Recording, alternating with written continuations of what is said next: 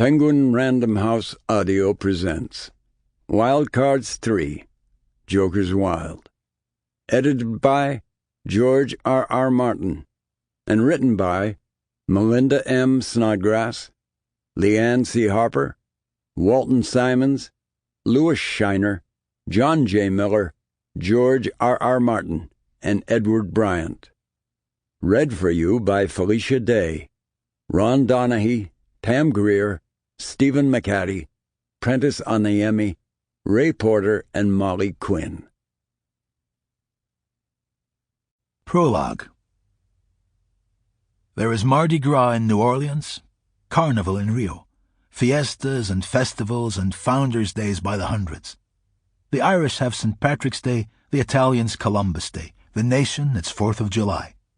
History is full of mummers' parades and masks and orgies and religious pageants and patriotic extravaganzas.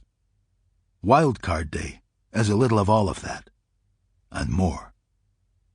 On September 15, 1946, in the cold afternoon sky over Manhattan, Jet Boy died and the Takesian xenovirus, known colloquially as the wild card, was loosed upon the world. It is unclear just when the observances began, but by the late 60s, those who had felt the touch of the wild card and had lived to talk of it, the jokers and aces of New York City, had taken the day as their own. September 15th became Wild Card Day, a time for celebrations and lamentations, for grief and joy, for remembering the dead and cherishing the living. A day for fireworks and street fairs and parades, for masked balls and political rallies and memorial banquets, for drinking and making love and fighting in the alleys. With each passing year, the festivities became larger and more fevered. Taverns and restaurants and hospitals did record-setting business. The media began to notice. And finally, of course, the tourists arrived. Once a year, without sanction or statute, Wild Card Day engulfed Jokertown and New York City, and a carnival of chaos ruled the streets. September 15th, 1986, was the 40th anniversary. Chapter 1. 6 a.m. It was as dark as it ever gets on Fifth Avenue, and as quiet.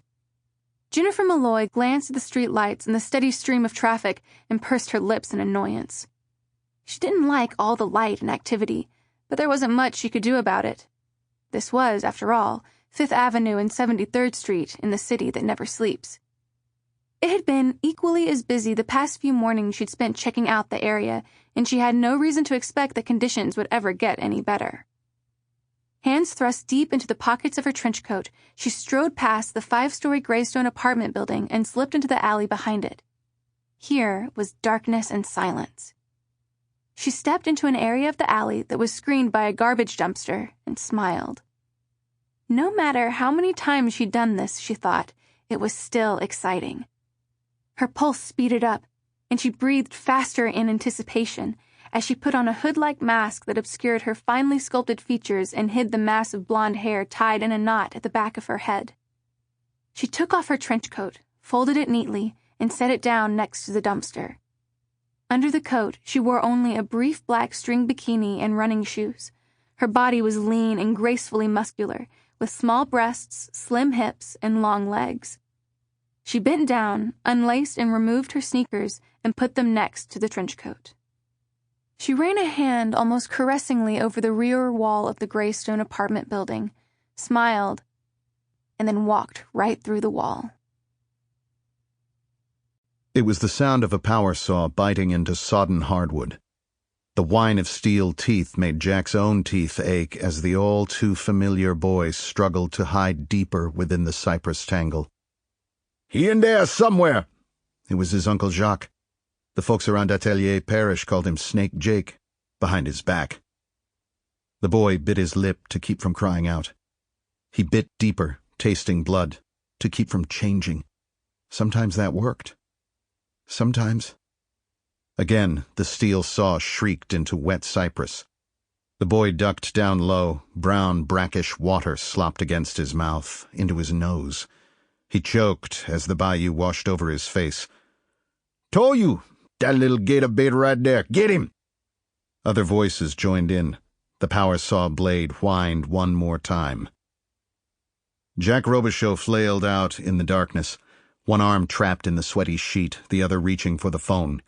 He slammed the Tiffany lamp back against the wall, cursed as he somehow caught its petals and stems base and steadied it on the bed table, then felt the cool smoothness of the telephone. He picked up the receiver in the middle of the fourth ring. Jack started to curse again. Who the hell had this number? There was Vagabond, but she was in another room here in his home. Before he could get his lips to the mouthpiece, he knew. "Jack," said a voice on the other end of the line. Long-distance static washed out the sound for a second. "Jack, this is Elouette.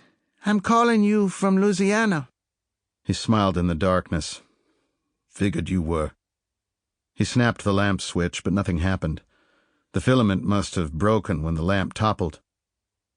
"Never actually called this far before," said Elouette. "Robert always dialed." Robert was her husband. "What time is it?" Jack said. He felt for his watch. "About 5 in the morning," said his sister. "What is it? Is it Ma?" He was waking up, finally, pulling free from the fragments of the dream. "No, Jack. Ma's fine. Nothing'll ever happen to her. She'll outlive us both." "Then what?" He recognized the sharpness in his voice and tried to tone it down. It was just that Elouette's words were so slow, her thoughts so drawn out. The silence, punctuated by bursts of static, dilated on the line. Finally, Elouette said, "It's my daughter." "Cordelia? What about her? What's wrong?" Another silence. "She's run off." Jack felt an odd reaction. After all, he'd run away, too, all those years before. Run away when he was a hell of a lot younger than Cordelia. What would she be now? 15? 16? "Tell me what happened," he said reassuringly. Elouette did. Cordelia, she said, had given little warning. The girl had not come down for breakfast the morning before. Makeup, clothing, money, and an overnight bag were also gone. Her father had checked with Cordelia's friends. There weren't many. He called the parish sheriff. The patrols got the word. No one had seen her. The law's best guess was that Cordelia had hitched a ride out on the blacktop. The sheriff had shaken his head sadly. "Gal look like that?" he'd said. "Well, we got cause to worry."